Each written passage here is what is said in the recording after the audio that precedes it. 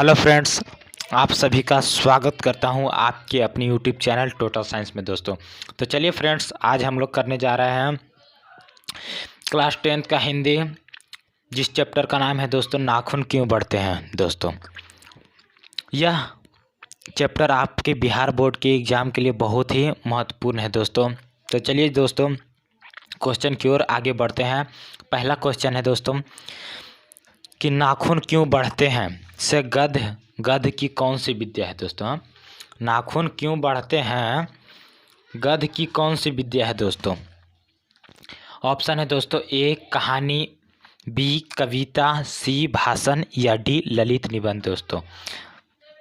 तो इसका आंसर क्या होगा दोस्तों। अगर दोस्तों आपको इसका आंसर पता है तो दोस्तों हमें कमेंट में ज़रूर बताइएगा दोस्तों। तो इसका आंसर होगा दोस्तों डी ललित निबंध है दोस्तों। नाखून क्यों बढ़ते या गध की कौन सी विद्या है दोस्तों, तो यह ललित निबंध है दोस्तों। चलिए दोस्तों दूसरा क्वेश्चन की ओर बढ़ते हैं। दूसरा क्वेश्चन है दोस्तों कि अनाम दास का पोथा साहित्य के किस विद्या की रचना है दोस्तों। अनाम दास का पोथा साहित्य की किस विद्या की रचना है दोस्तों। ए कहानी, बी उपन्यास, सी निबंध या डी नाटक दोस्तों। इसका आंसर क्या होगा दोस्तों। तो इसका आंसर होगा दोस्तों बी उपन्यास दोस्तों। अनामदास साहित्य का पोथा साहित्य की किस विद्या का रचना है तो दोस्तों यह उपन्यास है। चलिए दोस्तों तीसरा नंबर क्वेश्चन है कि इनमें से कौन सी रचना निबंध संग्रह है दोस्तों। इनमें से कौन सी रचना निबंध संग्रह है दोस्तों। ए हिंदी साहित्य की भूमिका, बी प्राचीन भारत के कलात्मक विनोद, सी नाथ सिद्धों की बानियाँ या डी चारुचंद्र लेख दोस्तों। कौन निबंध संग्रह है दोस्तों। चलिए दोस्तों इसका आंसर क्या होगा बताइए दोस्तों। तो इसका आंसर होगा दोस्तों बी प्राचीन भारत के कलात्मक विनोद दोस्तों। चलिए दोस्तों चौथा नंबर क्वेश्चन है कि द्विवेदी जी को आलोक पर्व पर कौन सा पुरस्कार मिला।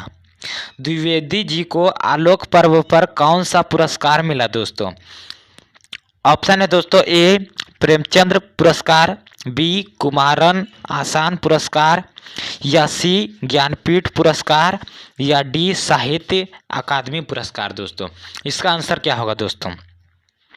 द्विवेदी जी को आलोक पर्व पर कौन सा पुरस्कार मिला था दोस्तों।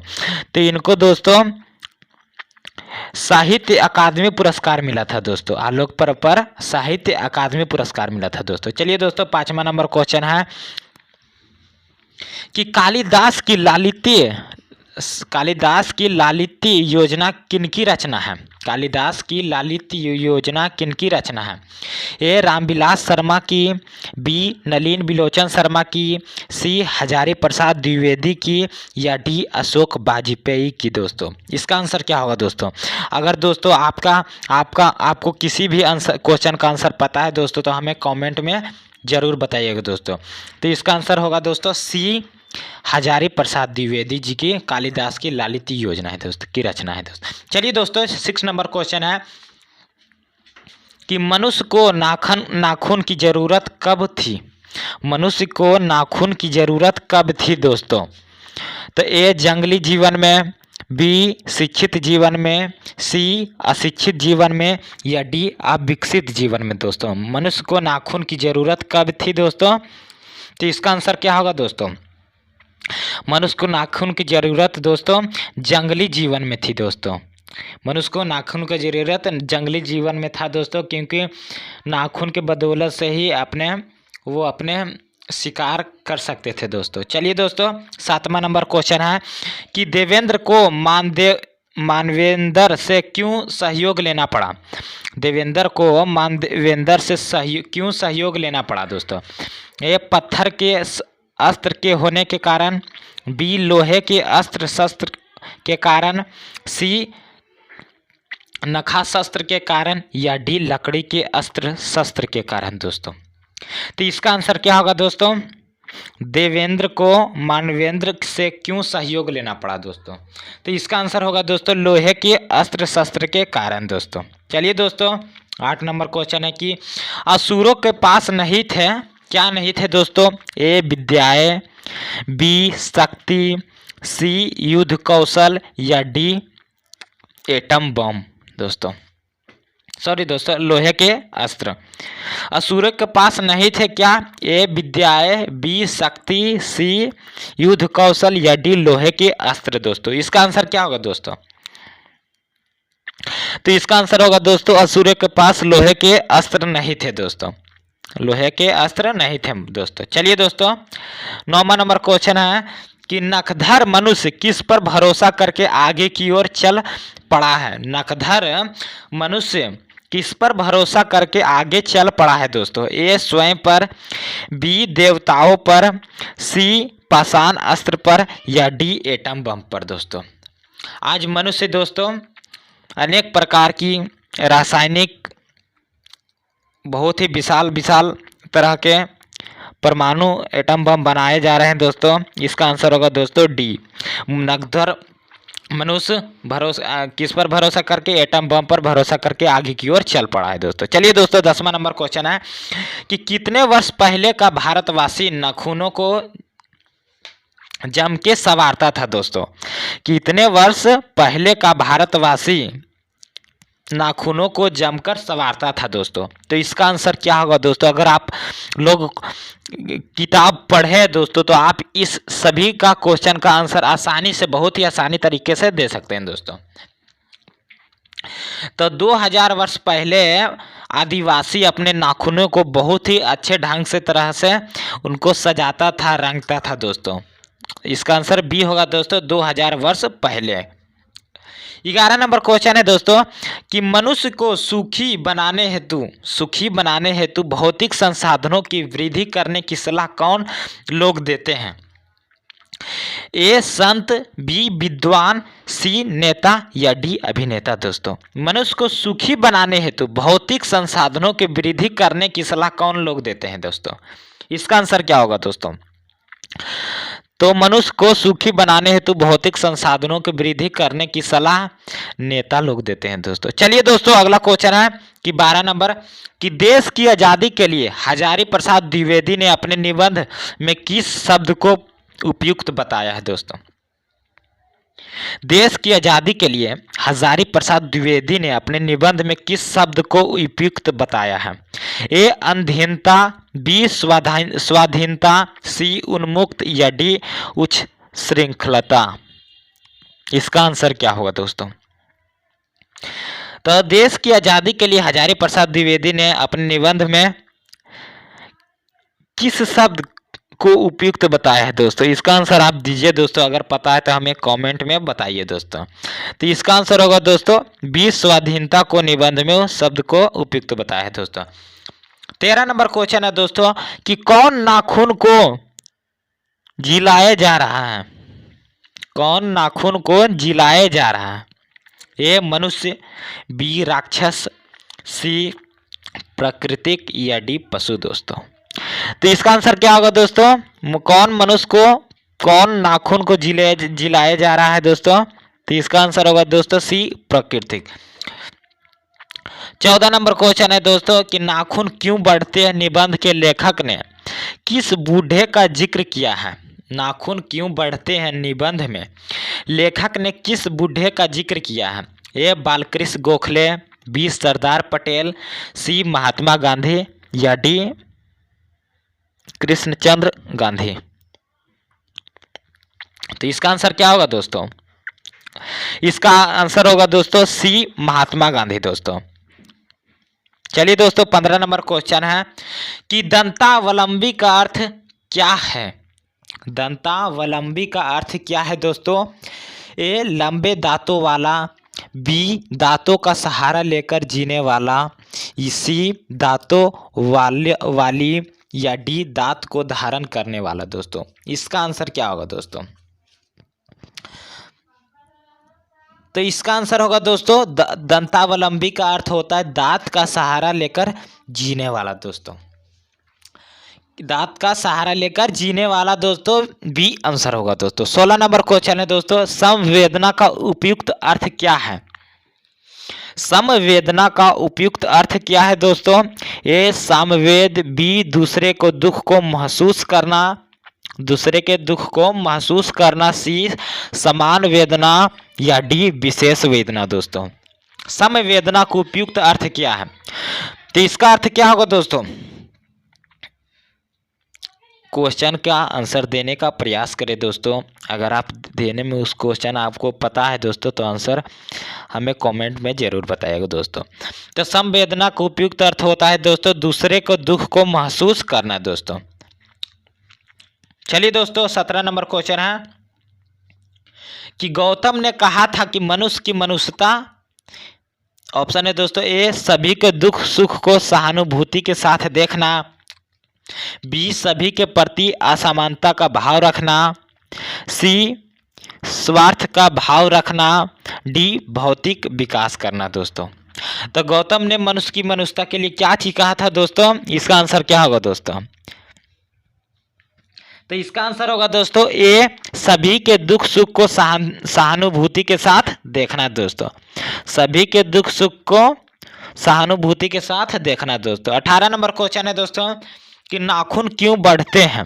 नाखून क्यों बढ़ते हैं? निबंध में निबंधकार का कौन सा दृष्टिकोण प्रकट होता है दोस्तों? ए पशुवादी, बी मानववादी, सी देववादी, या डी दानववादी। दोस्तों नाखून क्यों बढ़ते हैं दोस्तों? निबंध में निबंधकार का कौन सा दृष्टिकोण प्रकट होता है? तो इसका आंसर क्या होगा दोस्तों? बी मानववादी। दोस्तों चलिए दोस्तों 19 नंबर क्वेश्चन है कि नाखून क्यों बढ़ते हैं? नाखून क्यों बढ़ते हैं निबंध नई पीढ़ी में कैसा भाव जगाता है? नाखून क्यों बढ़ते निबंध नई पीढ़ी में कैसा भाव जगाता है दोस्तों? ए सांस्कृतिक आत्मगौरव, बी स्वाधीनता, सी देशभक्ति, या डी देवत्व। दोस्तों तो इसका आंसर क्या होगा दोस्तों? नाखून क्यों बढ़ते निबंध नई पीढ़ी में सांस्कृतिक आत्मगौरव भाव जगाता है। दोस्तों इसका आंसर यह होगा दोस्तों। चलिए दोस्तों 20 नंबर क्वेश्चन है कि हिंदी साहित्य का आदिकाल के रचनाकार कौन है? दोस्तों कि हिंदी साहित्य के आदिकाल के रचनाकार कौन है? ए नलिन बिलोचन शर्मा, बी आचार्य हजारी प्रसाद द्विवेदी, सी हजारी प्रसाद द्विवेदी, या डी देवेंद्र नाथ शर्मा। दोस्तों इसका आंसर क्या होगा? हिंदी साहित्य के आदिकाल के रचनाकार कौन है दोस्तों? बी आचार्य हजारी प्रसाद द्विवेदी। दोस्तों चलिए दोस्तों 21 नंबर क्वेश्चन है कि नाखून क्यों बढ़ते हैं के निबंधकार कौन है? नाखून क्यों बढ़ते हैं के निबंधकार कौन है दोस्तों? ए गुलाब राय, बी शांति प्रिय द्विवेदी, सी प्रताप नारायण मिश्र, या डी आचार्य हजारी प्रसाद द्विवेदी। दोस्तों इसका आंसर क्या होगा दोस्तों? तो इसका आंसर होगा दोस्तों नाखून क्यों बढ़ते हैं के निबंधकार आचार्य हजारी प्रसाद द्विवेदी जी हैं। दोस्तों चलिए दोस्तों 22 नंबर क्वेश्चन है कि उत्स का अर्थ क्या है? दोस्तों उत्स का अर्थ क्या है? ए ऊपर, बी उत्सर्ग, सी उत्सव, या डी स्रोत। दोस्तों उत्स का अर्थ क्या है? तो उत्स का अर्थ होता है दोस्तों स्रोत, डी स्रोत होता है। चलिए दोस्तों 23 नंबर क्वेश्चन है कि आचार्य हजारी प्रसाद द्विवेदी ने साहित्य की किस विधा में लेखन नहीं किया है? आचार्य हजारी प्रसाद द्विवेदी ने साहित्य की किस विधा में लेखन नहीं किए हैं? ए आलोचना, बी उपन्यास, सी कहानी, या डी निबंध। दोस्तों तो इसका आंसर क्या होगा दोस्तों? चलिए बताइए दोस्तों। आचार्य हजारी प्रसाद द्विवेदी ने कहानी में विद्या में लेखन नहीं किया है दोस्तों, कहानी विद्या में लेखन नहीं किया है दोस्तों। चलिए दोस्तों 24 नंबर क्वेश्चन है कि कौन सी रचना हजारी प्रसाद द्विवेदी की नहीं है? कौन सी रचना हजारी प्रसाद द्विवेदी की नहीं है? ए अशोक के फूल, बी माटी की मूर्तें, सी वानभट्ट की आत्मकथा, या डी हिंदी साहित्य की आदिकाल। तो इसका आंसर क्या होगा दोस्तों? कौन सी रचना हजारी प्रसाद द्विवेदी की नहीं है दोस्तों? ए अशोक के फूल, बी माटी की मूर्तें, सी वानभट्ट की आत्मकथा, या डी हिंदी साहित्य का आदिकाल। दोस्तों इसका आंसर क्या होगा दोस्तों? तो माटी की मूर्तें हजारी प्रसाद द्विवेदी की रचना नहीं है दोस्तों। चलिए दोस्तों 25 नंबर क्वेश्चन है कि द्विवेदी जी ने निर्जल अपराधी किसे कहा। द्विवेदी जी ने 25 नंबर क्वेश्चन है दोस्तों कि द्विवेदी जी ने निर्जल अपराधी किसे कहा है। ए नाखून को, बी चोर को, सी डाकू को या डी बदमाश को दोस्तों। तो निर्जल द्विवेदी जी ने निर्जल अपराधी नाखून को कहा है दोस्तों, ये नाखून को कहा। चलिए दोस्तों 26 नंबर क्वेश्चन है कि कामसूत्र किसकी रचना है। कामसूत्र किसकी रचना है। ए हजारी प्रसाद द्विवेदी की, बी पतंजलि की, सी सयायन की या डी रामानुजाचार्य की। रामानुजाचार्य की। इसका क्या आंसर होगा दोस्तों। कामसूत्र किसकी रचना है दोस्तों। तो यह वात्स्यायन की है दोस्तों, वात्स्यायन की दोस्तों, वात्स्यायन की दोस्तों। यह किसकी रचना है दोस्तों, वात्स्यायन की दोस्तों। चलिए दोस्तों 27 नंबर क्वेश्चन है शिक्षक का अर्थ क्या होता है दोस्तों। 27 नंबर क्वेश्चन है दोस्तों, शिक्षक का अर्थ क्या होता है। ए साबुन, बी महावर, सी दर्पण, डी मोम दोस्तों। शिक्षक का अर्थ क्या होता है दोस्तों। तो इसका अर्थ होता है दोस्तों डी मोम होता है दोस्तों। चलिए दोस्तों 28 नंबर क्वेश्चन है कि महाभारत क्या है दोस्तों। महाभारत क्या है दोस्तों। ए उपन्यास है, बी कहानी है, सी शास्त्र है या डी पुराण है दोस्तों। तो महाभारत क्या है दोस्तों। अगर दोस्तों आपको इस किसी प्रकार का क्वेश्चन का आंसर पता है दोस्तों तो हमें कमेंट में बताइएगा दोस्तों। तो महाभारत क्या है दोस्तों, यह एक पुराण है दोस्तों। महाभारत क्या है, पुराण है दोस्तों। महाभारत पुराण है दोस्तों, डी इसका आंसर होगा दोस्तों। चलिए दोस्तों 29 नंबर क्वेश्चन है दोस्तों कि किस देश के लोग बड़े बड़े नख पसंद करते थे। किस देश के लोग बड़े बड़े नख पसंद करते थे दोस्तों।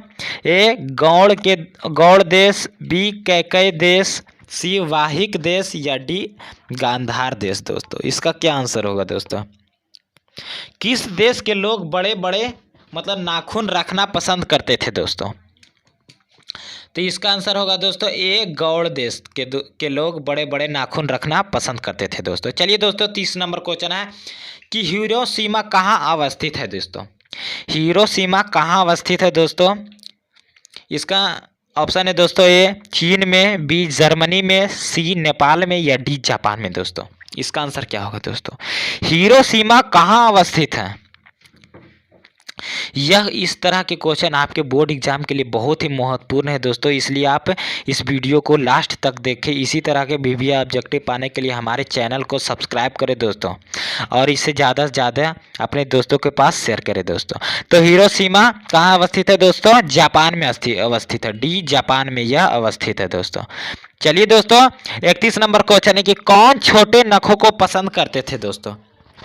कौन छोटे नखों को पसंद करते थे। ए दक्षिणात्य, बी पौर्वात्य, बी पौर्वात्य, सी मालव या डी मध्य देशीय दोस्तों। कौन छोटे नखों को पसंद करते थे। तो इसका आंसर क्या होगा दोस्तों। तो कौन छोटे नखों को पसंद करते थे दोस्तों। ए दक्षिणात्य। यह इन लोग दोस्तों दक्षिण के लोग छोटे नख मतलब छोटा छोटा नाखून को रखना पसंद करते थे दोस्तों। 32 नंबर क्वेश्चन है दोस्तों कि महावीर प्रसाद द्विवेदी का जन्म कब हुआ था दोस्तों। महावीर प्रसाद द्विवेदी का जन्म कब हुआ था दोस्तों। ए 1905 में, बी 1907 ईस्वी में, सी 1909 ईस्वी में या डी 1911 ईस्वी में दोस्तों। इसका आंसर क्या होगा दोस्तों। महावीर प्रसाद द्विवेदी जी का जन्म कब हुआ था दोस्तों। तो इनका जन्म कब हुआ था दोस्तों। बी 1907 में हुआ था दोस्तों। इनका जन्म 1907 ईस्वी में हुआ था। इनका जन्म कब हुआ था दोस्तों। 1907 बी में हुआ था दोस्तों। चलिए दोस्तों 33 नंबर क्वेश्चन है कि महावीर प्रसाद द्विवेदी का जन्म कहाँ हुआ था दोस्तों। तो इनका जन्म कहाँ हुआ था दोस्तों। ए समस्तीपुर बिहार, बी बलिया बिहार, सी बलिया उत्तर प्रदेश या डी इलाहाबाद उत्तर प्रदेश दोस्तों। इसका आंसर क्या होगा दोस्तों। अगर दोस्तों पता है दोस्तों तो हमें कमेंट में ज़रूर बताइएगा दोस्तों। चलिए दोस्तों, इसका आंसर होगा दोस्तों बलिया उत्तर प्रदेश में हुआ था दोस्तों। महावीर प्रसाद द्विवेदी का जन्म बलिया उत्तर प्रदेश में हुआ था दोस्तों। चलिए दोस्तों, 34 नंबर क्वेश्चन है, कौन मनुष्य का आदर्श नहीं बन सकती? कौन मनुष्य का आदर्श नहीं बन सकती? ए शेर, बी बंदरिया, सी भालू या डी हाथी दोस्तों। इसका आंसर क्या होगा दोस्तों?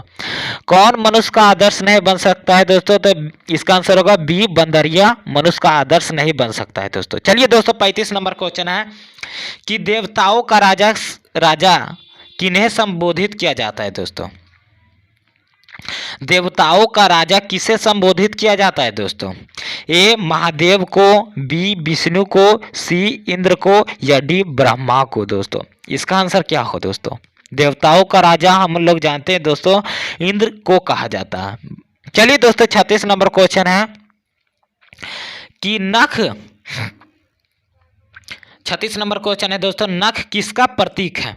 ए मानवता का, बी पशुता का, सी ए और बी दोनों का या डी इनमें से कोई नहीं दोस्तों। इसका आंसर क्या होगा दोस्तों?